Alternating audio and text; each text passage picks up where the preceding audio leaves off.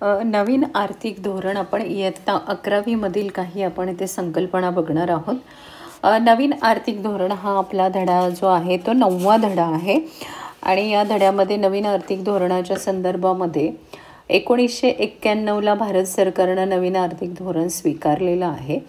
आणि या धोरणामुळे काय झालं की आमूलाग्र बदल असे सुचवले गेले, ज्यामुळे भारतीय अर्थव्यवस्थेमध्ये नोकरशहांचं अनावश्यक नियंत्रण असेल, त्याचबरोबर ज्या किचकट गुंतागुंतींची शासकीय प्रक्रिया असायची ती सर्व या धोरणामुळे निकाली काढली गेली. आणि नवीन आर्थिक धोरणामुळे शासन जे आहे, शासन ही भूमिका न राहता सुविधा पुरवणारे, समन्वय साधणारे, प्रेरणा देणारे आणि पर्यवेक्षकाची भूमिका पार पाडणारं होतं. तर या नवीन आर्थिक धोरणामधल्या 3 संकल्पना आपण इथे बघणार आहोत. आणि पहिली संकल्पना आहे उदारीकरण. आता उदारीकरण या उदारीकरण, जागतिकीकरण आणि खाजगीकरण अशा 3 संकल्पना आहेत. आपण याचे फक्त अर्थ बघणार आहोत. उदारीकरण म्हणजे काय आहे, तर उदारीकरणाचा अर्थ होतो की आर्थिक निर्णय घेण्याचं स्वातंत्र्य. आता आर्थिक निर्णय घेण्याचं स्वातंत्र्य हे कोणाला दिलं गेलेलं आहे, तर जे घटक आर्थिक प्रक्रियेमध्ये सहभागी असतात त्या घटकांना आर्थिक निर्णय घेण्याचं स्वातंत्र्य दिलं, म्हणजे त्यालाच उदारीकरण असं म्हणतात. आर्थिक निर्णय घेण्याचं स्वातंत्र्य त्याला उदारीकरण असं म्हणतात. आता यामध्ये आर्थिक निर्णय जे आहेत ते कोणाला महत्त्वाचे असतात. एक आहे उत्पादक. पहिला महत्त्वाचा घटक कोण आहे? उत्पादक. दुसरा महत्त्वाचा घटक आहे जो आर्थिक प्रक्रियेमध्ये समाविष्ट असतो तो म्हणजे उपभोक्ते, हे म्हणजेच ग्राहक हे आर्थिक प्रक्रियेमध्ये सहभागी असतात.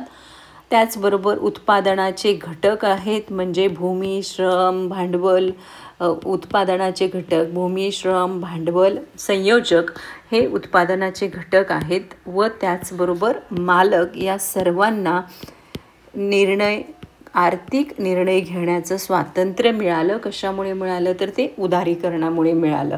म्हणजे पहिली संकल्पना आहे उदारीकरण. उदारीकरण म्हणजे काय आहे, तर आर्थिक निर्णय घेण्याचं स्वातंत्र्य. म्हणजे याचा अर्थ आहे की एक उत्तम असं आर्थिक धोरण आहे आणि यामुळे आर्थिक वृद्धी आणि लोककल्याणासाठी प्रोत्साहन देणारे हे आर्थिक धोरण आहे. यालाच उदारीकरण असं म्हणतात, आर्थिक निर्णय घेण्याचं स्वातंत्र्य. त्यानंतर पुढचा घटक जो आहे तो आहे खाजगीकरण. म्हणजे या ठिकाणी दुसरा शब्द आपल्याला महत्त्वाचा आहे जो राष्ट्रीय नवीन आर्थिक धोरणासाठी महत्त्वाचा आहे, तो म्हणजे खाजगीकरण. आता खाजगीकरणामध्ये जे आहे तर मालकी हक्क बदलणं. आता जेव्हा आपण खाजगीकरण करतो तेव्हा मालकी हक्क बदलून किंवा मालकी हक्क तसेच अबाधित ठेवून व्यवस्थापन बदलणं किंवा खाजगी व्यवस्थापनाला मान्यता देणं याला खाजगीकरण असं म्हणतात. किंवा मालकी हक्क बदलून किंवा मालकी हक्क न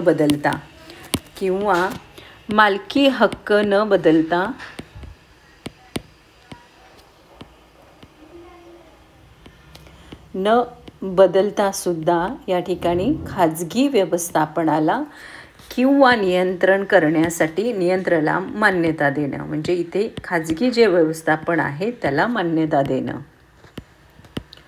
याला म्हटलेलं आहे खाजगीकरण. म्हणजे जिथे सरकारी व्यवस्थापन चालतं, म्हणजे खाजगीकरणाची एक अशी प्रक्रिया आहे की ज्या प्रक्रियेमध्ये आर्थिक क्रिया ज्या आहेत त्या सार्वजनिक क्षेत्राचा सहभाग कमी करून खाजगी क्षेत्राचा सहभाग आपल्याला इथे वाढवायचा आहे. म्हणजे सरकारचं नियंत्रण कमी करून आपल्याला खाजगी क्षेत्राचं नियंत्रण वाढवायचं आहे. यालाच खाजगीकरण असं म्हणतात. म्हणजे राष्ट्रीय धोरणाअंतर्गत पुढची जी प्रक्रिया केली गेली ती आहे खाजगीकरण. आणि त्याच्यानंतरचा तिसरा महत्त्वाचा शब्द आहे तो आहे जागतिकीकरण. म्हणजे या ठिकाणी आपल्याला हे तिन्ही शब्द माहीत असणं आणि त्या शब्दांचा अर्थ माहीत असणं आवश्यक आहे. म्हणजे एका ठिकाणी आपण म्हटलं की उदारीकरण, खाजगीकरण आणि जागतिकीकरण. जागतिकीकरण म्हणजेच त्याला असं म्हटलेलं आहे की जागतिक अर्थव्यवस्थेची निर्मिती. जागतिकीकरणाचा अर्थ असा आहे की जागतिक अर्थव्यवस्थेची निर्मिती करणं.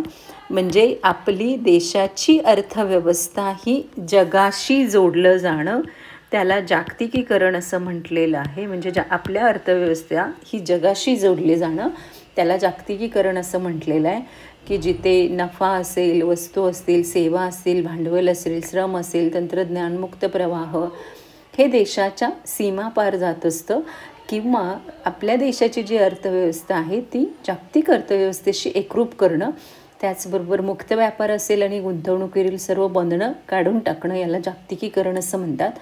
तर 3 शब्द इथे महत्त्वाचे आहेत. पहिला शब्द आपण बघितला इथे तो आहे उदारीकरण. उदारीकरण म्हणजे काय? आर्थिक निर्णय घेण्याचं स्वातंत्र्य. उत्पादक, उपभोक्ते, उत्पादनाचे घटक, मालक यांना स्वातंत्र्य. खाजगीकरण म्हणजे मालकी हक्क बदलून किंवा मालकी हक्क न बदलता खाजगी व्यवस्थापनाला मान्यता देणं. जागतिकीकरण म्हणजे देशाची अर्थव्यवस्था जागतिक अर्थव्यवस्थेशी जोडली जाणं किंवा जागतिक अर्थव्यवस्थेची निर्मिती करणं याला जागतिकीकरण असं म्हणतात. तर ह्या 3 संकल्पना अतिशय महत्त्वाच्या आहेत. व्हिडिओ आवडला असेल तर लाईक करा, चॅनलला सबस्क्राईब करा. धन्यवाद.